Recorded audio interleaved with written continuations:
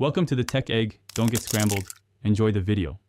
You're starting in a chat, so open the emoji icon and switch immediately to the sticker tab. This gets you where stickers live. Once done, browse installed packs. Swipe to preview. If you don't see what you want, tap the plus or add button to download official packs or open a creator app. Make sure to grant permission if prompted, because WhatsApp needs storage access for custom stickers. This first step puts the assets you'll use into the app fast and clean. Now that packs are available, tap a sticker to send it right away. This is the quickest action. If you want repeat access, long press a sticker and choose Add to Favorites. That saves it under the Star tab.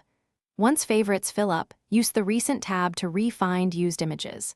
To tidy your library, open Pack Info, then delete or reorder packs so the ones you use most appear first. These steps keep your sticker workflow efficient and intentional. To make custom stickers, open a Sticker Maker app, import a photo, remove the background, and crop to roughly 512 by 512 pixels.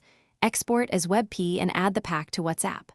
Once added, open the Sticker tab and confirm the pack appears. If WhatsApp blocks the import, check app permissions for storage and try again.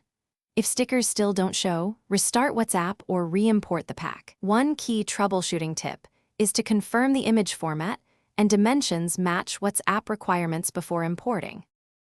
Thanks for watching. Consider subscribing if I helped unscramble your problems.